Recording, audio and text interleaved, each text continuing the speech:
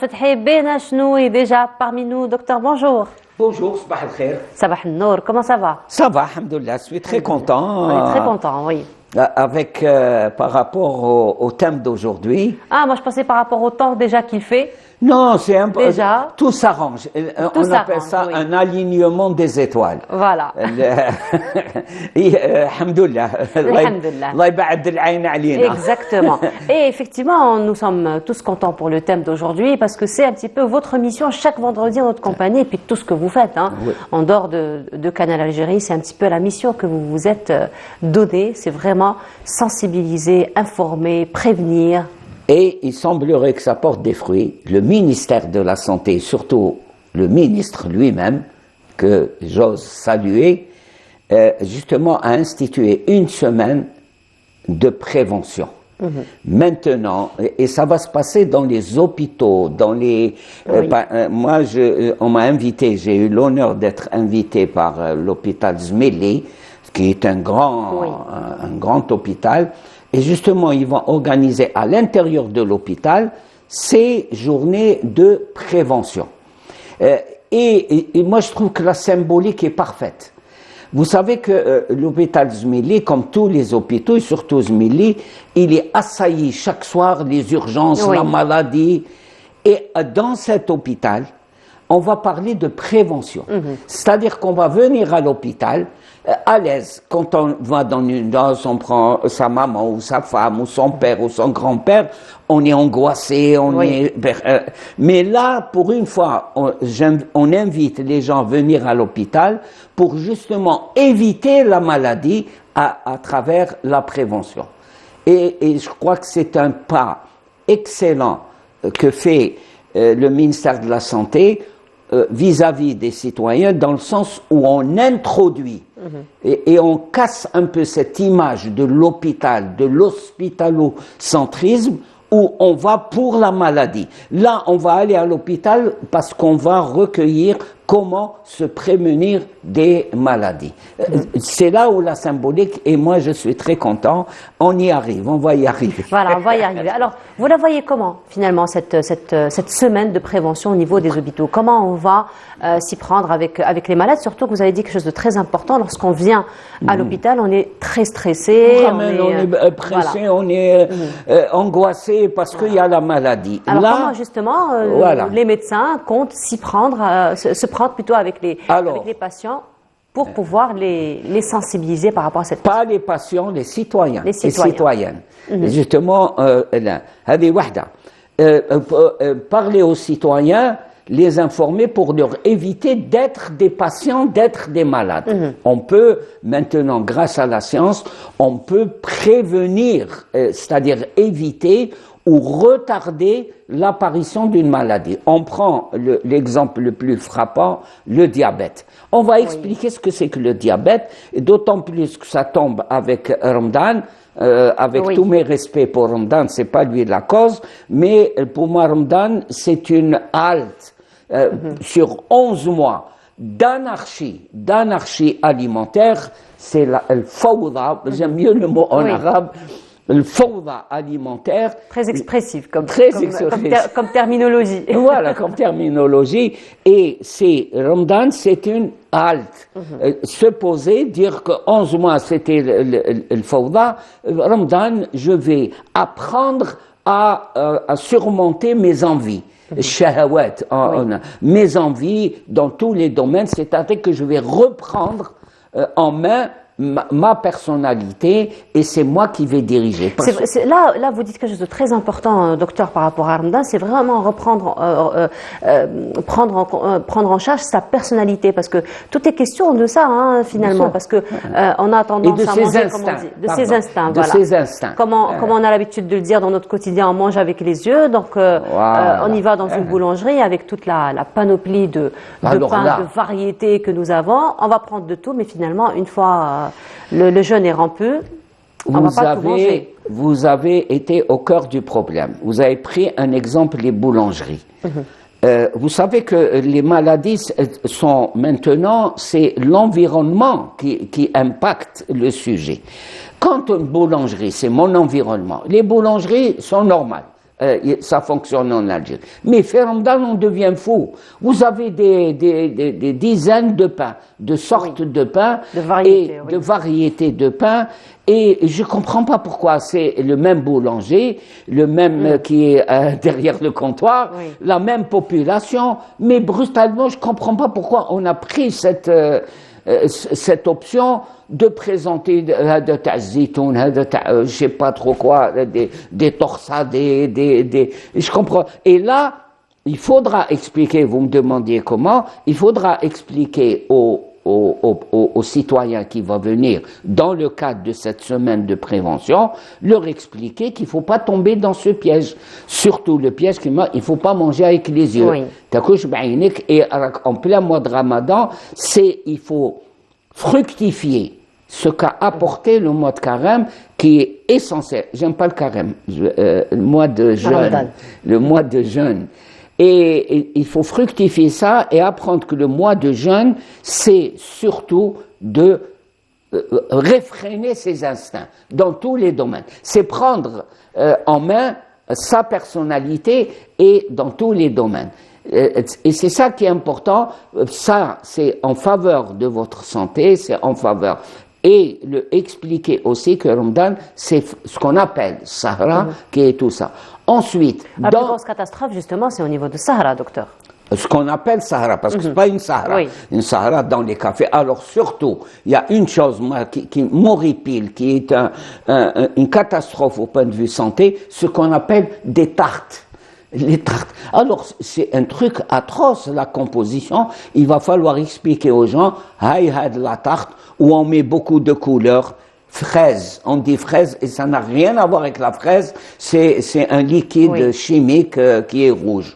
Aromatisé. Alors ensuite, on dit le kiwi, on dit, alors que ça n'a absolument, allez acheter un kiwi et mangez-le que de manger, c'est une tarte au kiwi, hein, alors que c'est rien, c'est de la couleur verte, ou là le pistache. Alors là, c'est formidable, et on va prévoir un petit peu pour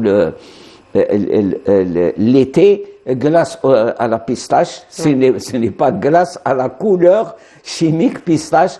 D'ailleurs, il y a un code. D'accord. Je vais me renseigner et donner le code de ce qu'ils utilisent. Donc, cette prévention, c'est surtout les maladies et on va mettre le paquet. Personnellement, c'est une catastrophe qu'on va arriver. Le diabète. Le diabète est catastrophique, surtout chez les jeunes. Et expliquer aux jeunes et j'espère qu'il va y avoir un déclic. On va à l'hôpital pour avoir des médicaments. Il va falloir expliquer aux gens, on peut aller à l'hôpital pour ne pas avoir des médicaments parce qu'on vient s'informer, on vient se renseigner. Et c'est une grande révolution. Sincèrement, je suis pas très proche de ces protocoles, mais le ministre a eu une excellente idée et il est pas idée uniquement, c'est que là, il a compris, il a mis le pied dans le plat que l'hôpital, c'est pas uniquement. Il doit jouer son rôle de près, et les médecins et les infirmiers. C'est ça qui est important. Alors justement, docteur, quand on parle de prévention, c'est très général. C'est très général, c'est très vaste. Alors, est-ce qu'il va y avoir, par exemple, des pathologies particulières sur lesquelles on va plus travailler? Comment ça va se passer? Je vous remercie de poser cette question parce que ça m'a rappelé. Parler de prévention, c'est vrai que c'est général. Or, non, la prévention est codifiée, c'est une science. Vous avez la prévention primaire, la prévention secondaire et la prévention tertiaire. Chaque étape correspond à une technologie, une technique, je dirais même technologie, on peut projeter, La prévention primaire, c'est ce qu'on appelle l'éducation sanitaire, c'est comment éviter les maladies.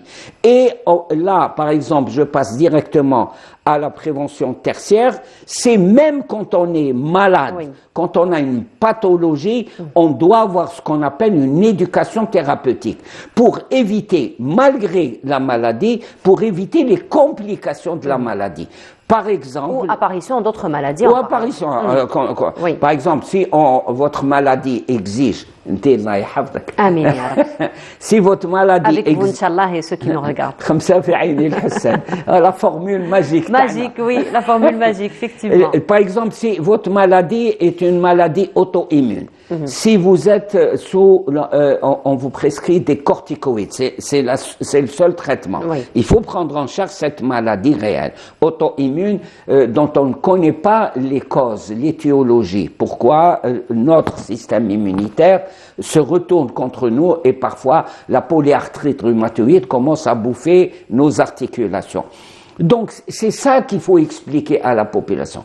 La polyarthrite rhumatoïde, il faut pas aller s'amuser avec les trucs qui apaisent la douleur et toutes ces choses-là. On les met sous corticoïdes. Mais il faut prévenir les gens que les corticoïdes, ça, parce qu'ils vont être pris d'une façon continue, ça donne du diabète, ça donne de l'hypertension artérielle. Donc, il faut prévenir, c'est établir, en expliquant la prévention, c'est établir un dialogue et éveiller la population, les patients, au fait qu'ils doivent participer à leur prise en charge pour éviter, ou bien quand on a une maladie qui nécessite éviter l'apparition de complications. Chez le diabète, il faut les prévenir que le diabète, à la limite, entre guillemets, c'est rien du tout.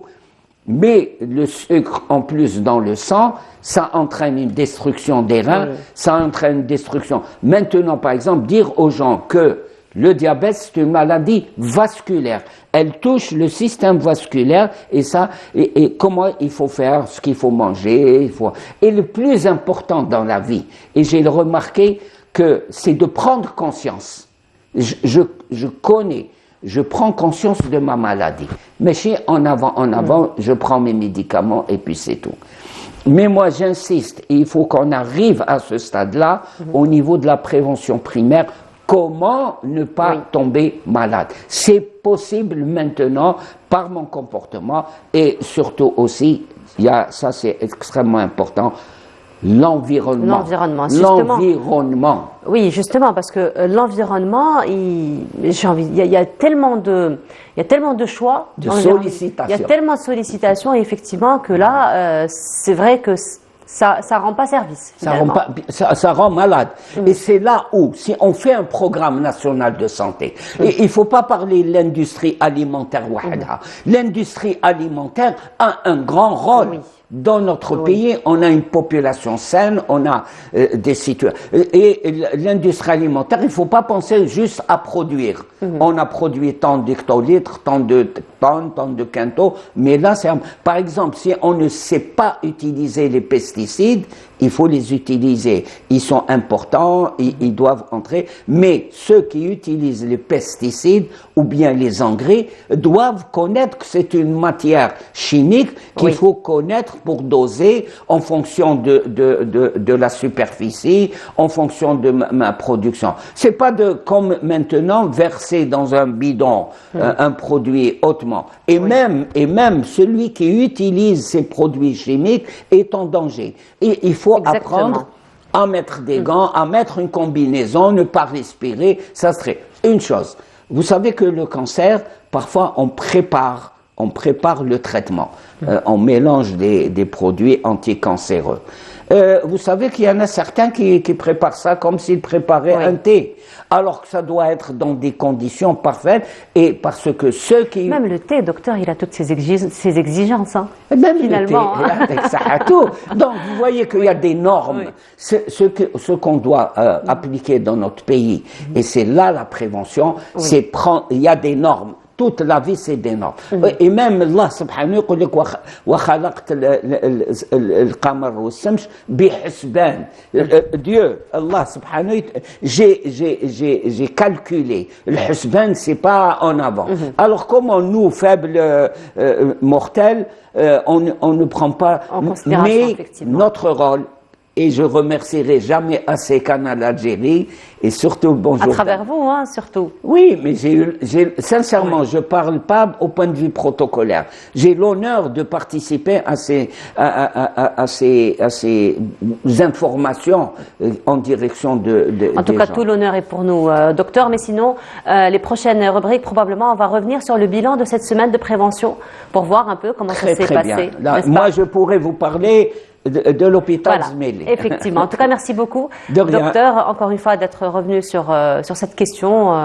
C'est un plaisir. Urgente, encore une fois. Merci beaucoup, docteur. On se voit vendredi prochain. La semaine, elle commencera quand? La semaine. La semaine de prévention. Oui, le 6. Lundi.